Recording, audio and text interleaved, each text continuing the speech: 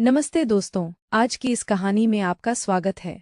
दोस्तों, यह कहानी एक जवान लड़के और उसकी भाभी की है जो सच्ची घटना पर आधारित है। एक दिन की बात, कार्तिक की भाभी रिया की कमर में बहुत ज्यादा दर्द हो रहा था क्योंकि उनको कमर में लचक पड़ गई थी। कार्तिक ने रिया के बेडरूम में आया और बोला, चलिए भाभी, आप लेट जाइए।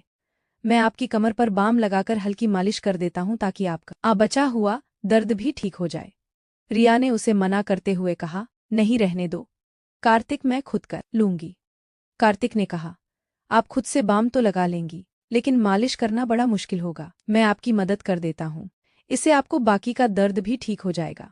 यह कहकर कार्तिक कुर्सी से उठकर बेड पर रिया के पास आ गया और उसे लेटने के लिए कहा। भाभी जी बताइए, कहाँ लगाना है रिया? कार्तिक की हमदर्दी और फिक्र देखकर अब उसे मना नहीं कर पाई। हकीकत में दर्द का बहाना बन आकर कार्तिक को परेशान करना चाहती थी। वह शर्माते हुए पेट के बल लेट गई और अपनी कमीज को कमर से थोड़ा ऊपर कर लिया और कहा, यहाँ पर लगाओ। कार्तिक ने थोड़ा सा बाम अपनी उंगलियों पर लिया और धीरे धीरे रिया की कमर पर मलने लगा। जैसे ही उसके हाथ रिया की पीठ पर पड़े, उसे एक सुकून का एहसास हुआ। कार्तिक ने धीरे धीरे मालिश करना शुरू कर दी और उसके हाथों का स्पर्श रिया को बहुत आरामदायक लगा। जब जब कार्तिक के हाथों की उंगलियां उसकी कमर बंद के पास आई, रिया का दिल जोर से धड़कने लगा, लेकिन उसने खुद को संयम में रखा और कार्तिक की मदद का आभार माना। कार्तिक ने पूछा, भाभी ज्यादा दर्द कहाँ हो रहा है? रिया उस समय थोड़ी असमंजस में थी, अनजाने में जवाब दे बैठी, थोड़ा सा नीचे है। कार्तिक ने फिर से थोड़ा और नीचे बाम लगाने की कोशिश की। भले ही वह मालिश सिर्फ औपचारिकता थी, लेकिन रिया को कार्तिक के हाथों का आस्पर्श बेहद सुकून दे रहा था। भाभी जी, अगर आप सलवार को थोड़ा नहीं कर दे तो बाम अच्छे से लग सकेगा, कार्तिक ने कहा। इस पर रिया थोड़ी ही चकिचाना, फिर भी उसने अपनी सलवार को थोड़ा सा नीचे सरका दिया। नाड़े के बंद होने के कारण सलवार पूरी तरह से नीचे नहीं हो सकी, लेकिन कुछ हद तक सरक गई। कार्तिक ने फिर कहा, भाभी जी, आपकी त्वचा कितनी साफ है, बहुत ही गोरी है। कार्तिक की इस बात पर रिया के गाल शर्म से लाल हो गए, लेकिन वह उल्टी लपेटी हुई थी, इसीलिए कार्तिक इसे देख नहीं सका। उसे यकीन था कि कार्तिक उसकी देखभाल में जुटा हुआ था और उसकी बातों में कहीं न कहीं इज्जत भी झलक रही थी। कार्तिक ने थोड़ी देर और मालिश की और जब रिया ने कहा कि अब ठीक है तो वो चुपचाप उठकर ऊपर चला गया। रिया को आज एक अलग ही सुकून महसूस हो रहा था। सालों बाद किसी ने उसे इस तरह से ध्यान दिया था जिसमें हमदर्दी और एक स्नेह छुपा था। कार्तिक के बारे में सोचते हुए कब नींद में खो गई, उसे पता ही नहीं चला। अगली सुबह जब जागी तो उसने खुद को तरोताजा और शांत महसूस किया। नहाने के बाद रिया ने बहुत सलीके से तैयार होकर ब्लैक रंग का सफेद कढ़ाई वाला जोड़ा पहना और ऊंची ही एल के सफेद सैंडल भी पहने। हल्का सा मेकअप करने के बाद वह किचन में नाश्ता तैयार करने लगी। नाश्ता बनाते समय हर बार वह किचन के दरवाजे पर आकर सीढ़ियों की ओर देख रही थी। कार्तिक एक काम पर जाने का समय हो गया था। जैसे ही वह नाश्ता तैयार करके बाहर आई, कार्तिक सीढ़ियों से नीचे उतर रहा था। आज तो बहुत ही बेहतर लग रही है भाभी जी, लगता है कल की मालिश का असर हुआ, कार्तिक ने मुस्कुराते हुए कहा। उसकी नजरें रिया के लिबास और फिर पेंसिल हिल वाले सैंडल पर थी। रिया ने भी मुस्कुराते हुए जवाब दिया, असर तो हुआ, लेकिन तुझे कैसे पता? कार्तिक थोड़ा शर्माते हुए बोला, भाभी जी, आज आपने हमेशा की तरह हील के सैंडल जो पहने हैं, तो मुझे लगा कि कमर का दर्द अब ठीक है। रिया ने हंसते हुए कहा, बिल्कुल बिल्कुल सही पहचाना तूने। अब डाइनिंग टेबल पर बैठ, मैं नाश्ता लेकर आती हूँ। फिर दोनों साथ में नाश्ता करने लगे। इसी बीच कार्तिक ने रिया से पूछा, भाभी जी, आप कभी साड़ी नहीं पहनती क्या?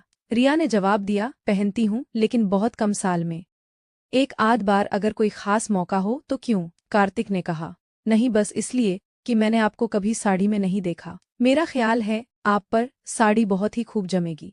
फिर कार्तिक जाते समय बोला, भाभी जी, रात का खाना मैं बाहर से ही ले आऊंगा, आप बनाना मत इस पर। रिया ने मुस्कुराते हुए कहा, ठीक है। तो कार्तिक ने फिर कहा, अगर किसी और चीज की जरूरत हो तो बता दीजिए, मैं आते समय लेता आऊंगा। इस पर रिया ने कहा कि उसे किसी और चीज की जरूरत नहीं है, और फिर कार्तिक के जाने के बाद वह छोटे मोटे कामों में लग गई। इसके बाद वह ऊपर जाकर कार्तिक के कमरे को भी ठीक करने लगी। इसी दौरान रिया को उसके बेड के नीचे कुछ कपड़ा पड़ा हुआ नजर आया, तो तो उसने नीचे झुककर उसे बाहर निकाला तो उसकी आंखें हैरानी के मारे फटी की फटी रह गई।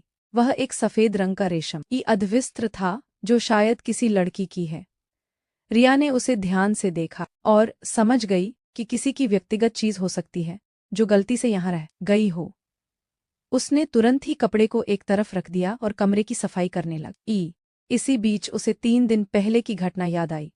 रोहन और रीना इसी कमरे में एक दूसरे के साथ थे। उसे लगा कि यह कपड़ा शायद रीना का ही होगा। रिया ने कपड़े को उठाकर देखा तो उस पर कुछ सफेद दाग नजर आए। उसे समझ देर नहीं लगी कि वह लोग कैसे हैं। इस दागों को देखकर वह किसी दूसरी दुनिया में खो गई। तभी अचानक बाहर मुख्य दरवाजे पर दस्तक हुई तो उसने उस कपड़े को वापस बैठकर नीचे रखा और बाहर आकर दरवाजे की ओर देखा। उसने देखा कि पड़ोस में रहने वाली कोमल भाभी खड़ी थी। अरे भाभी, मैं अब ही आती हूँ, रिया ने कहा और जल्दी से कार्तिक का कमरा बंद किया और नीचे आकर दरवाजा खोला। कोमल, जो पड़ोस में रहती थी, अपनी उम्र के 35वें दशक में थी और घर में ही ब्यूटी पार्लर चलाती थी। कोमल अक्सर दोपहर में रिया के घर आ जाती थी या उसे अपने घर बुला लेती थी और दोनों इधर उधर की बातें करती थी। उस समय उस दिन भी रिया और कोमल गली मल्ली की ढेरों बातें कर रही थी। कोमल के जाने के बाद रिया ने एक बार फिर से नहाने का मन बनाया। सुबह कार्तिक ने साड़ी का जिक्र किया था, इसलिए नहाकर उसने नीले रंग की प्रिंटेड साड़ी पहन ली और साथ में सिल्वर रंग का पेंसिल हील वाले खूबसूरत सैंडल भी पहने। कार्तिक के आने का समय भी हो चला था और वह शाम के 4 बजे ही आ गया। जब रिया ने दरवाजा खोला तो कार्तिक उसे बड़े गौर से देखने लगा।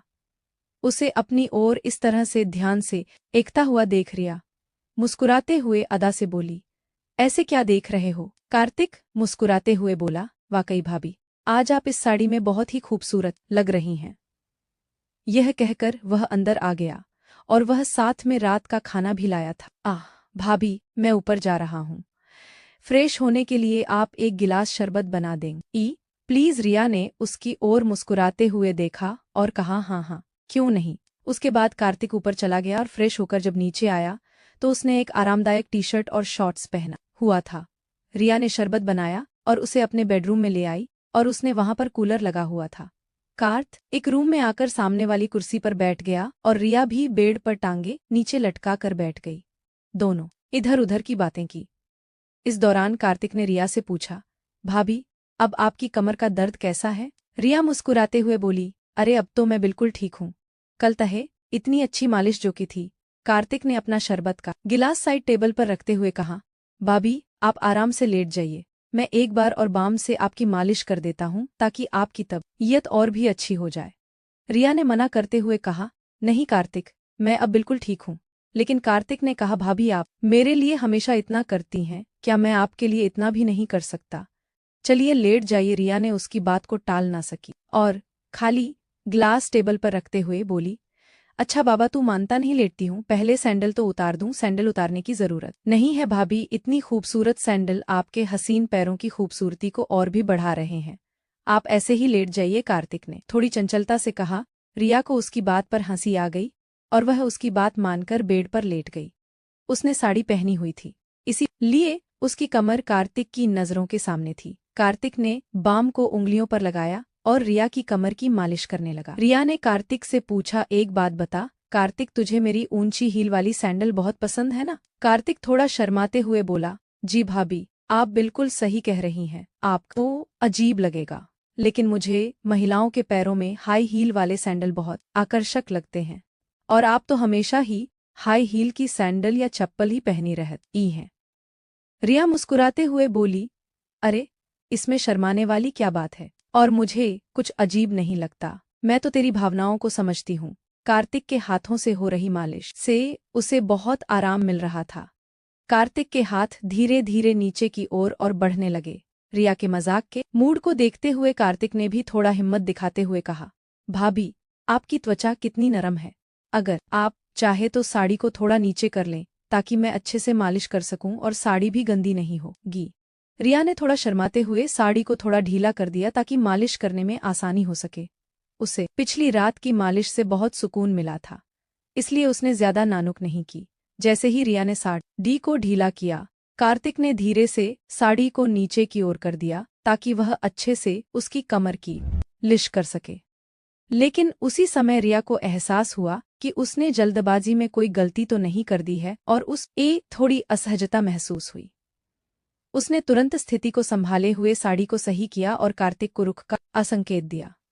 कार्तिक ने बिना कुछ कहे धीरे धीरे रिया की कमर की मालिश जारी रखी तो उसे जैसे ही गहरा सुकून मिल रहा था, वह मालिश से मिलने वाले आराम का आनंद ले रही थी और उसे कोई आपत्ति नहीं हुई। कार्तिक ने मालिश को जारी रखते हुए धीरे धीरे अपने हाथों को नीचे की ओर बढ़ाया। रिया को मालिश से राहत मिल रही थी, लेकिन उसे महसूस हुआ कि कार्तिक ने थोड़ी और हिम्मत कर ली है। उसने महसूस किया कि उसकी पीठ पीछे के निचले हिस्से में ज्यादा ध्यान दे रहा है।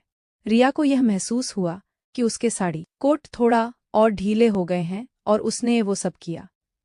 दोस्तों, मेरी कहानी कैसी लगी आपको कमेंट कर बताएं। मेरे चैनल को लाइक शेयर एंड सब्सक्राइब करें। मिलती हूँ एक और नई रोमांटिक वीडियो के साथ।